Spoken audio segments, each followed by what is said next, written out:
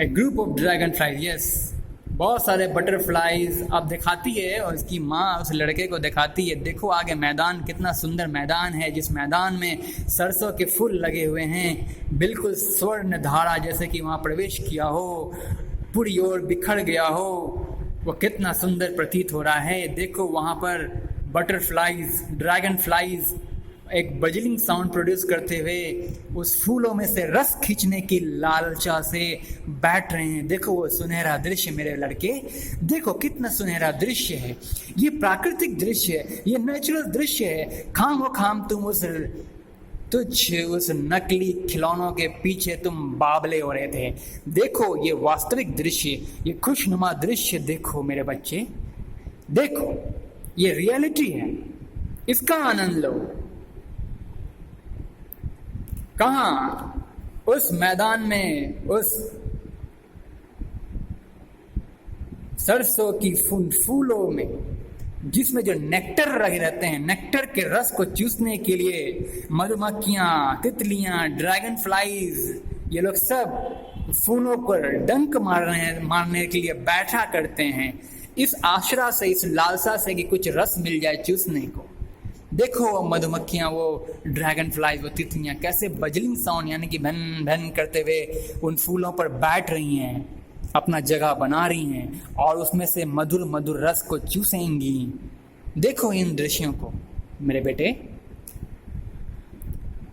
Purple wings, हाँ अपने purple wings, अपने पर्पल यानी कि अपने पर्पल विंग्स पंखों से फड़फड़ाते हुए उसमें बैठती हैं, फूलों पर जगह बनाती हैं। Intercepting the flight of a lone black bee, काली काली वो तितलियाँ और बटरफ्लाइयाँ,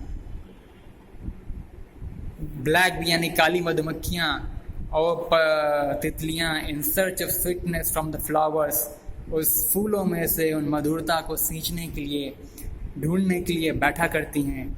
द चाइल्ड फॉल, अब देखो वो लड़का क्या करता है। The child followed them in the air with his gauge, अब वो बच्चा उनसे भी प्रभावित हो उठता है। वो बच्चा क्या करता है, पहले तो पतझड़ की मौसम में, जाड़े की ऋतु समाप्त होने के पश्चात स्प्रिंग सीजन के आगमन में जो उसके मोहल्ले में जो फेयर मेले लग गए थे और उस मेले में जो मिठाइयाँ और सुंदर सुंदर खिलौने बिक रहे थे, उससे प्रभावित होकर के पीछे छूट गया और उसके माता पिता आगे बढ़ गए। और फिर अगली बार फिर से वो लड़का इस बार उन तितलियों से, उन बटरफ्लाइयों से प्रभावित हो जाता है और उन्हें पकड़ने के लिए आगे दौड़ जाता है। लगता है उन्हें अब उनसे प्रभावित होकर के अपना टाइम वहाँ पे वेस्ट करेगा, फिर वहीं रह जाएगा, उसके माता पिता आगे बढ़ जाएंगे। कुछ इस तरह से लगता है कहानी आगे कंटिन्यू होने वाला है। That is my expectation, that is my guessing. चलिए आगे देखते हैं। The child followed them in the air with his gaze, वो बच्चा उसको फॉलो करता है, followed them in the air, हवा में फॉलो करता है with his gaze, till one of them would still its wings and rest.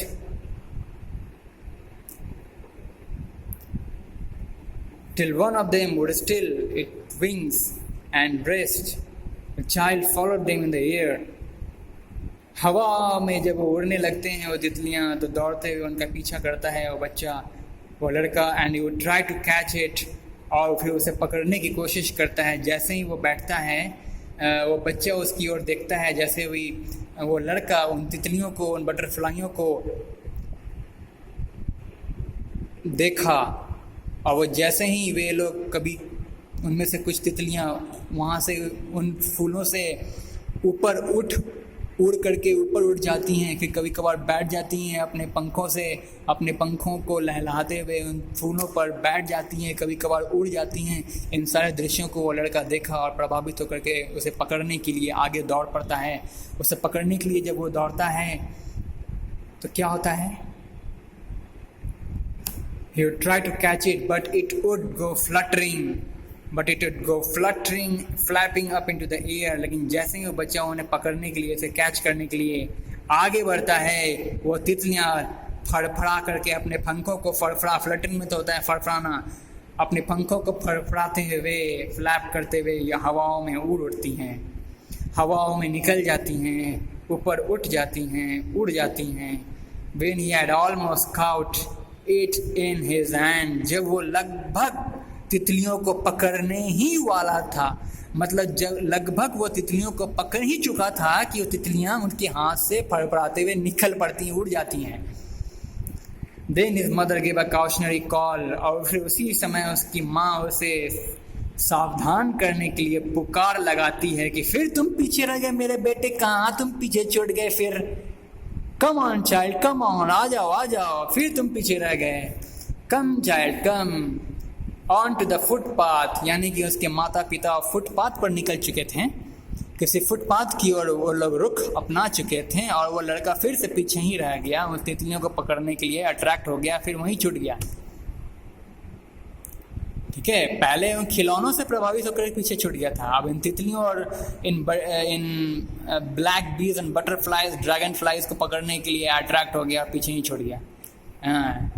अपने माँ बाप को अपने माँ बाप से पीछे ही रह गया। और फिर माँ उसके एक कॉशनरी कॉल लगाती है, मतलब सचेत करने के लिए पुकार लगाती है, आ जाओ हम फुटपाथ पे आ जाओ मेरे बच्चे, फुटपाथ पे आ जाओ, हम फुटपाथ पर निकल चुके हैं। तो फिर वो बच्चा ही ran towards his parent galley and walked abreast of them for a while. Being however soon left behind, attracted by the little insect and worms along the footpath. और फिर वो लड़का ran towards his parent, दौड़ता है अपने माँ बाप की ओर, और walked abreast of them, मतलब abreast मतलब किनारे किनारे, उनके ही मार्ग, वो जिस रास्ते पर जिस वे को फॉलो करते हुए आगे बढ़ चुके थे उनके माता पिता, उसी मार्ग की ओर वह किनारे किनारे निकलता हुआ, किनारों को अपनाते हुए, एब्रिस्ट ऑफ देम कहने का मतलब उनके ही मार्ग का अनुसरण करते हुए, उनके ही मार्ग के किनारे किनारे वाले स्थान का अनुसरण करते हुए, यानी कि किनारे वाले स्थान को पकड़ते हुए वो लड़का भी निकल पड़ता है, दौड़ पड़ता है अपने माँ बाप की ओर। लेकिन रास्ते में उसके मार्ग में एक और आकर्षण रूपी बाधा पनप उठती है, और उस अड़चन से भी वह फिर से आकर्षित हो जाता है और फिर पीछे ही रह जाता है। इस बार क्या आकर्षण का केंद्र बना उस लड़के के लिए? क्या ऐसा चीज सामने उसके मार्ग पर आ गया जिससे वो फिर अट्रैक्ट हो गया? वो देखिए, For a while, being however soon left behind, फिर से वो पीछे ही रह जाता है, attracted by the little insect and worms. और लिटिल इंसेक्ट्स, और छोटे छोटे जीव जंतु, छोटे छोटे इंसेक्ट, कीड़ी मकोड़े और वर्म्स होता है जनरली अपने छोटे छोटे बिल से, सीक्रेट बिल से, यानी कि सैंड और मिट्टी, जो मिट्टी